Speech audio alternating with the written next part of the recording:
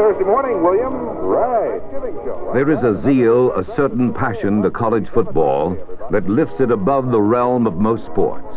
The bond between fans and team is sealed with tradition, with love for school and place. In Nebraska in the fall of 1972, the passion that brought people together, flooding the gates of Memorial Stadium in Lincoln, was the Nebraska football team. The Cornhuskers, the Big Red. This was not a new affection. The significance of game day in Lincoln is unquestioned. Tickets are precious jewels, impossible to beg or borrow.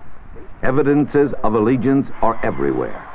The 1972 Nebraska team was a defending national champion. It had, in fact, won 2 national championships in a row, each one climaxed with victories in the Orange Bowl. And if you had to name one man most responsible for this rare accomplishment, that man would be Bob Devaney. In 11 years as Nebraska's head coach, Devaney had never had a losing season. His record was the best in college football. This was to be Bob Devaney's last season after 38 years of coaching. He had announced his intention to retire. He had hoped to go out with an unprecedented 3rd straight national championship. But 2 upset losses had diminished this hope. Nevertheless, his was a team loaded with talented players, not the least of whom was Richard Glover, number 79, the All-American middle guard. He was always near the ball or colliding violently with a ball carrier, and his excellence during the 1972 season won him the Outland Trophy as the lineman of the year in college football. But of all the Nebraska stars, the one who shined brightest was a ghetto kid from Omaha named Johnny Rogers. Devaney had stuck by him when Rogers had problems with the law, and Rogers rewarded his coach with a spectacular senior season. Small by modern standards, only 5 feet 11, 178 pounds, Rogers nevertheless proved to be the most devastating weapon in the Big Red arsenal. By season's end, he accounted for more than 5,000 yards of offense and was virtually a shoo-in for the Heisman Trophy. The best college football player in the country. It's cloudy and cold with chance of some brief snow flurries this morning, high near 35. Currently in South Bend town, it's 32 degrees. Tonight, chance of occasional light snow, a low near 30. Sunday, snow gradually ending, but continued cloudy and cold, high in the low to the mid-30s. Chance of measurable precipitation is only 20% today, and increasing to 50% both tonight and Sunday. We take you now to Randall's Inn and Bob Luck. Tradition. It stands out at Notre Dame as prominently and vividly as the famous Golden Dome. Notre Dame is the Fighting Irish. Notre Dame is college football. For too many years, however, Notre Dame had been a reluctant bride when it came to bowl games. It always stayed home. When that policy was changed, the offers poured in. It was predictable that Notre Dame and the Orange Bowl would soon get together. Notre Dame was the most prestigious team. The Orange Bowl had become the most prestigious bowl. The 1972 Notre Dame team had a strong running game and a massive defense led by Greg Marks, number 75, a 260-pound All-American. Notre Dame had a coach to match the brilliant Devaney, Ara Parsegian. The handsome, articulate Parsegian had come to Notre Dame in 1964, and in a twinkling he had returned the team to its former glory. Like Devaney, he had not had a losing season and had won the national championship in 1966.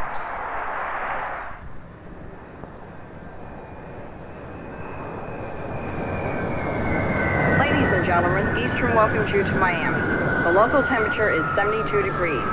Please remain seated until we have come to a complete stop at the terminal and the captain has turned off the seatbelt sign. Have a pleasant stay in Miami, and thank you for flying Eastern. And so they come. Out of the sleeting rain of South Bend, Indiana, out of the hard snows of Lincoln, Nebraska. Yes, sir. Your Avis Wizard reservation is ready for you. It's the brown Dodge station wagon right outside the terminal. Notre Dame and Nebraska, the chosen two, and the countdown has begun. The Orange Bowl is more than a game, but foremost, it is a game that brings it all together, like the climactic scene of a great play. The importance of that fact is not lost on the principals. Bob Devaney of Nebraska, and Ara-Parsegian of Notre Dame are properly respectful. Underestimated is their defensive unit. They're outstanding. Glover is supported by a number of very fine players. And when we look at the statistics, we find that Nebraska is ranked number 4 in total defense in the nation and number 4 against the rush. So we've got our job cut out for us as far as moving the ball, and then on top of that, trying to stop the Heisman Trophy winner.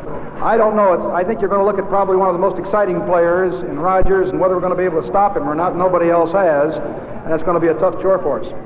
Coach Devaney, we all know that this is your last college head coaching football game. After winning the national championship last year and the year before, do you have any special plans on how to close out your coaching career, sir?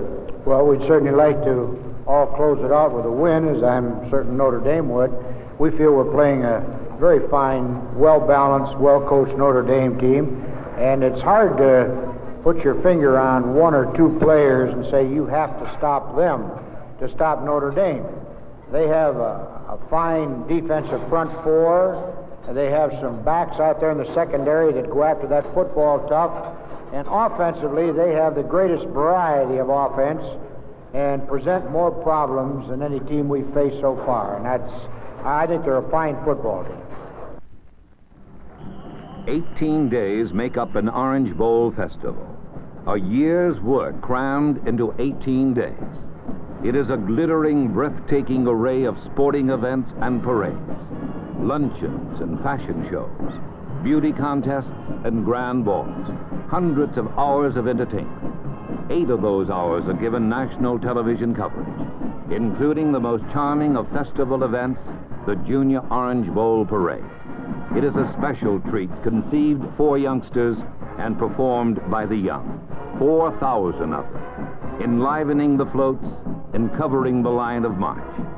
This year, more than 100,000 people crowd the streets of downtown Coral Gables to watch.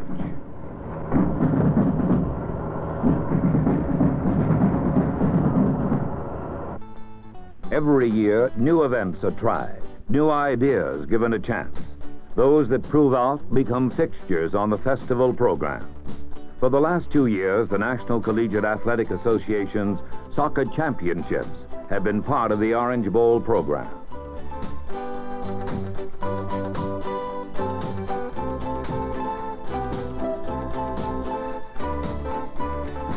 Some events are now established regulars.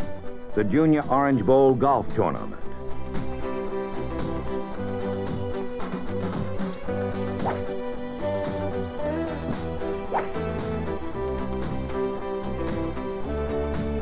the Junior Orange Bowl Tennis Tournament, in which 550 players compete from the United States and 33 foreign countries. The pace of events is fast. The program flashes by through sun-washed days and sparkling Miami nights. And now, finally, New Year's Eve, the King Orange Parade. And here, perhaps more than anywhere, the impact of the Orange Bowl and its phenomenal, fabulous success hits hardest. Over 500,000 people, a blanket of flesh over the streets of downtown Miami, vie for elbow room and the chance to see the parade.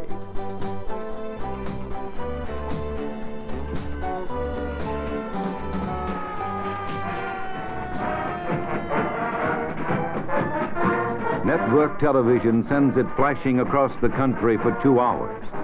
25 million people in all watch millions of dollars worth of pageantry, and it does not seem at all extravagant, because it is now accepted to be what it is, a true giant of entertainment, 39 years old and in its prime. But to appreciate how far it's come, this Orange Bowl Festival, one has to remember where it has come from. It was the brainchild in 1933 of a City of Miami employee named Ernie Seiler. Seiler was then, and is today, its master architect and mover. He loved football. He had been a coach, and he loved a parade, and he put them together with a wild dream and a low budget. It was a precarious birth requiring round-the-clock care. Financing was tough. The first Orange Bowl game drew 4,000 people, and the first Orange Bowl parade had floats made with wooden wheels. It rained the night before. The wheels swelled and locked, and the floats had to be dragged down Flagler Street.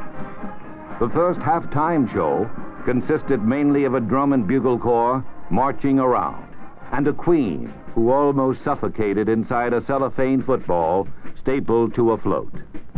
Today, this tiny Depression-era baby has become a free-form outdoor spectacle, climaxing in the biggest game in college football. It is the fulfillment of the effort of over 24,000 volunteer participants.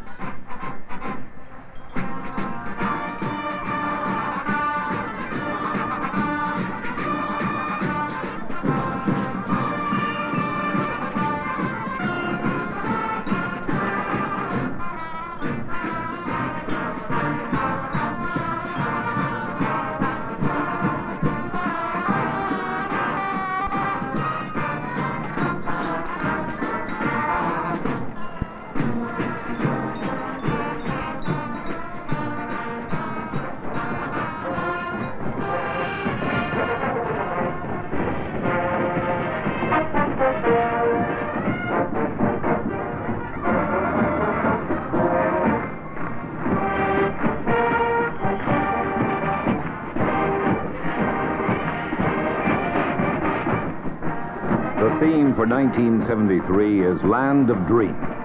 And the dreams come spinning, singing, stepping, turning, twirling, glittering down Biscayne Boulevard.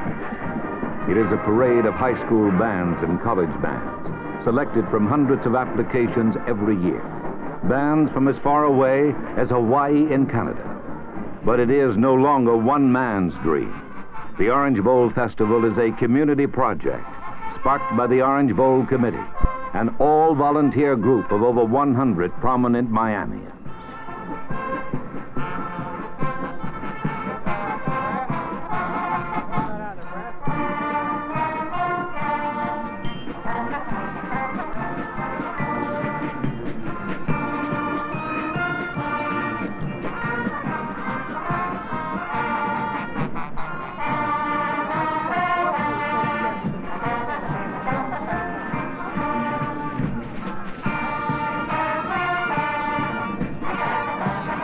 A parade of stars and clowns and wondrously animated floats, and the brilliance is captured in the eyes of children.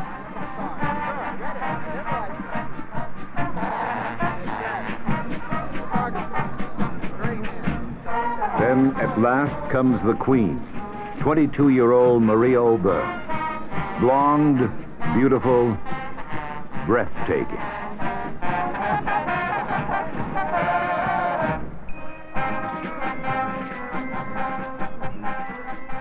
And then there's nothing left to wait for but the game itself. Every ticket is gone, every seat sold months in advance. 80,000 people and another 50 million in front of their television sets, anticipating answers to some interesting questions. How well can Nebraska navigate through the massive Notre Dame defense led by Greg Marks? How good is Johnny Rogers, the Heisman Trophy winner? Surely tough old Notre Dame will answer that. And how will the Irish offense handle Rich Glover and Willie Harper? Can they handle Glover and Harper? And ultimately, how will Ara Parsegian fare in a showdown of coaching prowess with Bob Devaney?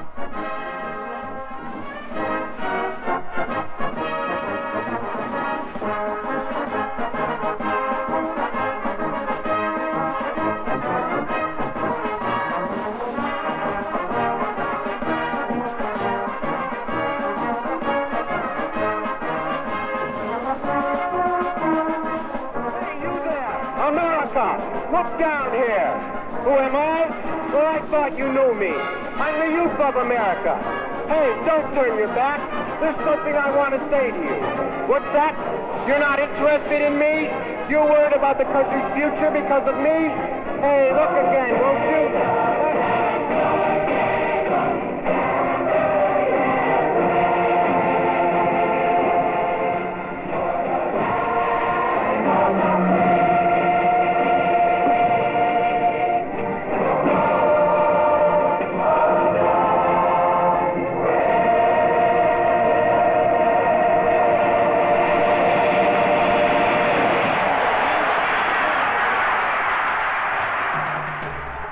all the history of bowl games, it may be that no one player ever so dominated a contest or ever will again.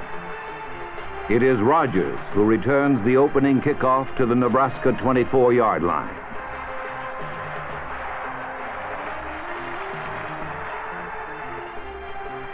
And it's Rogers who, on the first play from scrimmage, running from the tailback position in an unexpected move, gains 13 yards on a handoff.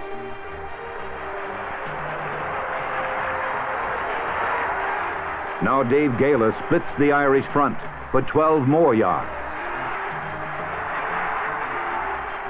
Rogers again lines up at tailback. He has never done this before. Ordinarily, he's a flanker. Whether the maneuver has surprised Notre Dame is immaterial. There is no stopping Rogers, no matter where he positions himself.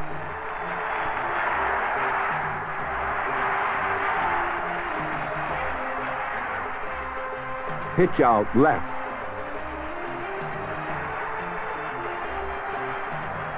Touchdown.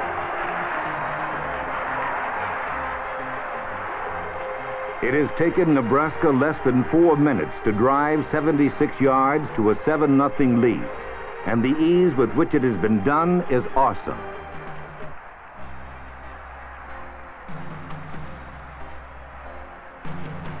True to its heritage, Notre Dame slugs back.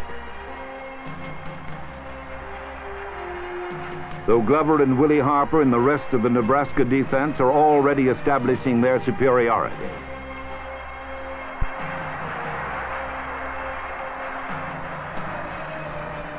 The Irish struggle downfield and misfire.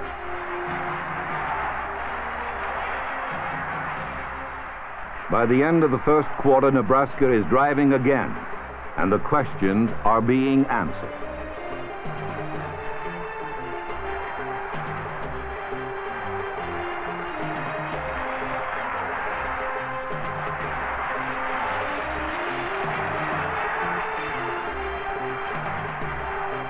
Nebraska's offensive line is doing a job on Greg Marks.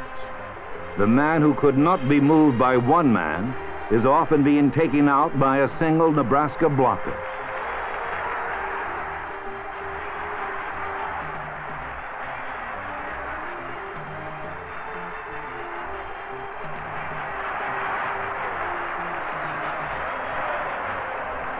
The holes open up, and Nebraska pours through.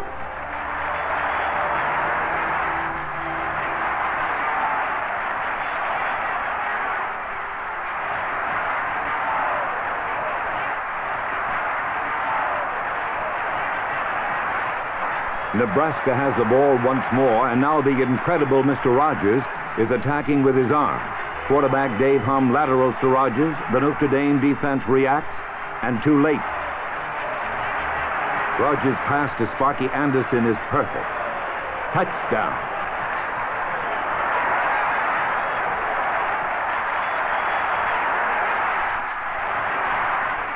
The Nebraska defense continues to choke off the Notre Dame attack.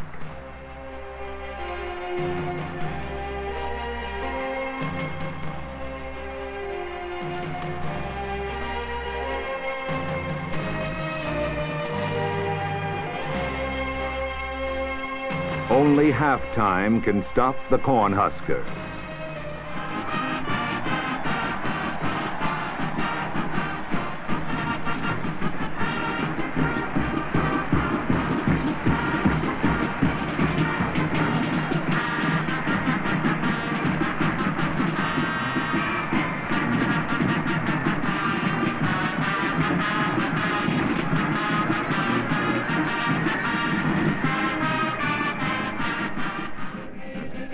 Until now, the show has come dressed entirely in red and white, and awesomely one-dimensional.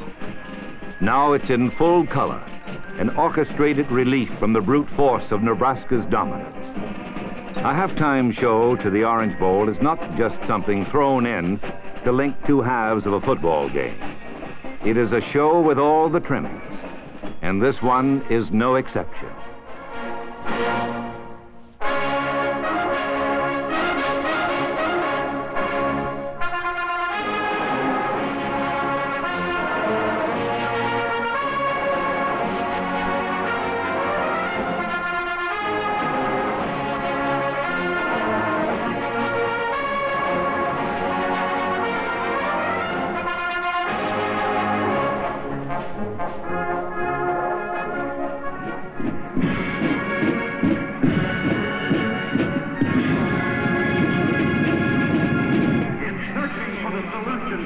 peace, we must recognize that peace itself requires not only the end of hostilities, but more importantly, a feeling of love, understanding, and tolerance among men, among races, among religions, and most of all, among nations.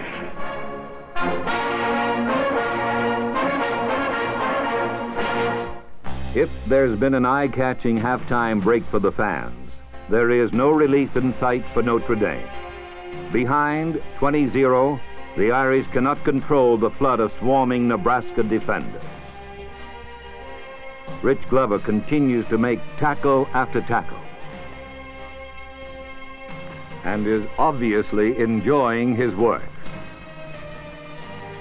Though he has been sick with the flu the week of the game and had lost 10 pounds, Rogers is all that a Heisman Trophy winner is supposed to be, and even more. And when he is loosed in their midst, he bewilders the Irish, humiliates them with his inventive running, leaves them grabbing for pieces they cannot reach. He is not one man, he's 3 or 6 or 10. He seems to attack from all angles. Notre Dame, desperate for points,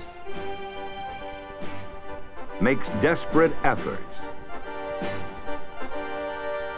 with disastrous results.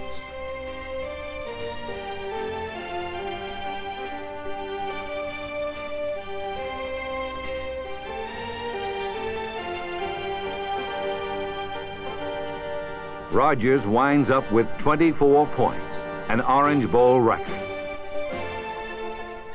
He has run for 3 touchdowns, thrown a touchdown pass, and on his last scoring play, he catches a pass in the flat and gives Notre Dame a final 50-yard look at his brilliance.